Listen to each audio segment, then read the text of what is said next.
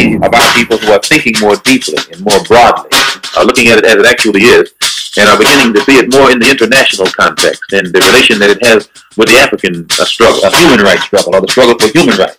And as such, we can then take it into the United Nations and bring about the freedom of these people by any means necessary. The legal system, the Rev talked aspirationally about what changes he would like to see in the legal system. Talk about that, because while I can understand the emotions behind what you said about what you wish people would do within the black community, I'm sure you also understand that the prospect of everybody going out there and using guns to make their points or defend themselves or attack, that may not turn out well in the big picture. Well, that's not what I said. I didn't say people should use their guns and go out there and attack. I said people should own legal firearms so they can defend themselves against these kind of attacks. That's what I said. Now, as far as the justice system, I don't have any faith in the justice system. I've seen plenty of, white people get off for killing unarmed black men in this country. So I don't have any faith in the legal system. So therefore, since I don't have any faith in the legal system, that's why I'm telling all my brothers and sisters out there to go buy yourself a legal firearm and learn how to use it so you can protect yourself against these kind of threats. All right. Well, Second Amendment. I'm glad that you... The Constitution is for all of us, right? Pardon me, sir? The Constitution is for all of us, right? 100%. Well, that's the question. That's why I think we got to be real careful. Is the Constitution for all of us? And who breaks that? Who raises this, what Charlamagne is saying, is the continued lack of the justice system treating us like it's for all of us. Many of us that are committed to nonviolence, our problem is not people feeling they should get a gun. Our problem is people that will not enforce the law. This young man had the legal right to jog, and he was killed. Now, what is the system going to do about it? Well, one thing. Peace, family. This is We Charge Colonialism. We are an organization of black activists that are seeking to bring awareness to the fact that we are being colonized in this country, the United States of America. The solution to colonization is self-determination, taking power back from the people who have deprived you of power.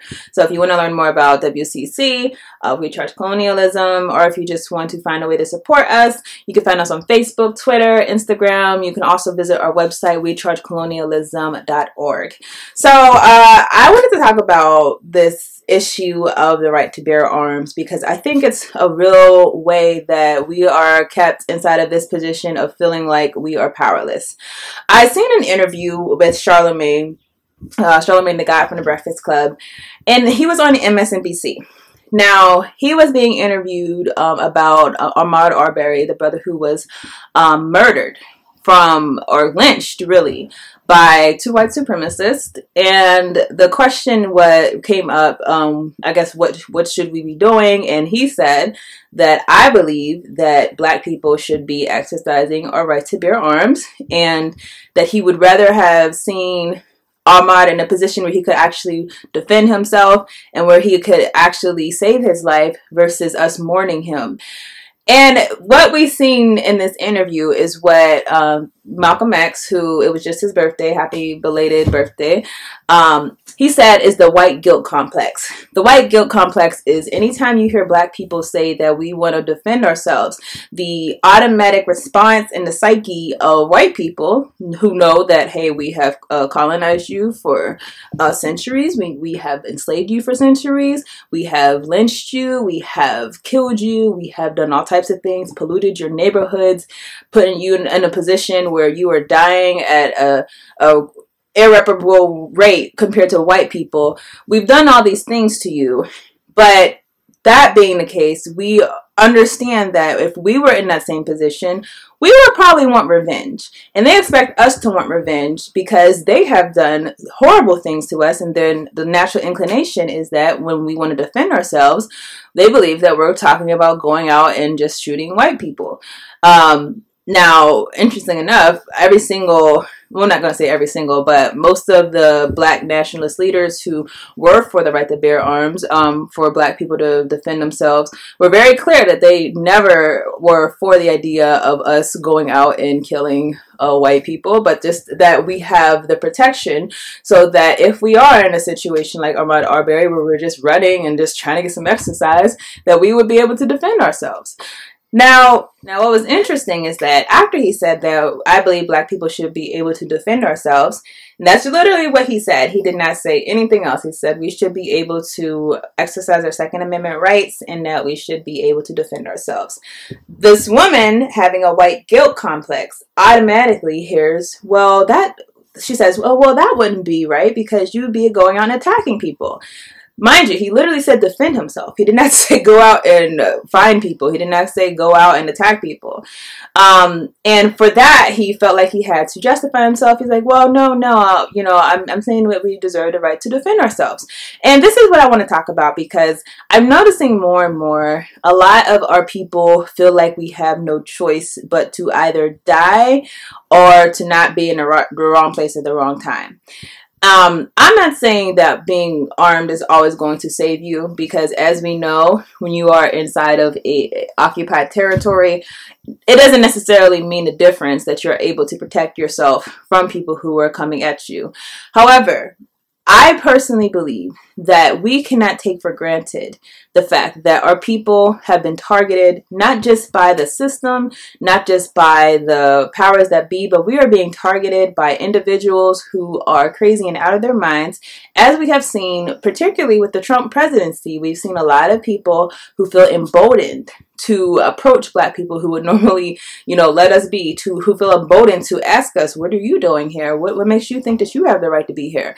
We see people who were emboldened enough to chase this man who was running, chase him down, thinking that they were the law, the executioner, the judge, jury, all of that, thinking that they had that authority. Now, when you're living inside of those type of circumstances, it's just not intelligent to put yourself in a position where you cannot protect yourself.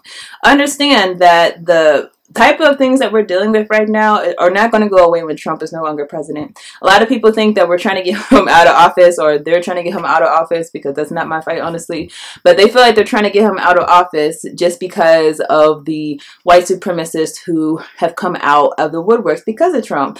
I promise you, it's probably going to get worse whenever he's no longer in office, because what you're seeing is that a lot of the racist rhetoric that came out, it didn't come out when Trump became president. It actually came out when Obama became president. The reason is because having a black man in a position of authority actually made some people upset. It made some people who might not have actually felt a certain way or knew that they felt a certain way start articulating certain thoughts. Now, what Trump did is he gave those thoughts some backing. He put those thoughts together for those people to actually have a target and feel like, oh, okay, it's this black man who is the reason for our pain or suffering or loathing of our life. So understand that it's not something that's going to go away when Trump's no longer here. The cat's already out of the bag. The fact is, though, we're going to have to deal with, whenever he's no longer there, we're going to have to deal with people, assuming he doesn't win this election. Who knows? He probably will. I don't know. But there's a big possibility that things will get worse if he does not win this election. So I say this to say, to my people who feel like we have to feel guilty about saying we have to protect ourselves, understand that that is something that they put on you because they want you to be defenseless. Also understand that that's a psyche in themselves, that they feel like if a black person wants to protect themselves, then that means that they're going to come after us. That has nothing to do with me that you feel that way. That has to do with, again, your white guilt complex. The fact that you believe that you being white has made you a target for me, even if it has not. Because me personally, when I say I care about protecting my family, it has nothing to do with your family. It has to do with protecting my family, ensuring that my family is intact, ensuring that my friends, my cousins, my neighbors are intact. Has nothing to do with whether or not your family is intact. But understand that there's never going to be a day when you assert that right when it is not considered a threat. Because it will always be a day where the people who have done the most in the world, and that's just a fact, when you look at colonialism, when you look at neocolonialism, when you look at slavery, the transatlantic slave trade, the people who have done the most in the world to the most people and have eaten off of them and are living in luxury off of the backs of these people are people who come from the Western world. So when you understand that there's always going to be a paranoia about the fact that people who are not of those societies or not of the upper class, when those people start saying that we want to be able to insulate ourselves from these outside attacks, that's always going to cause paranoia. And it's always going to cause people who feel like they have to do something to make you feel like you should not want to do that. But anyone who tells you to be defenseless is not your friend. And that's what I'll say in conclusion. So you guys, I will see you in the next video.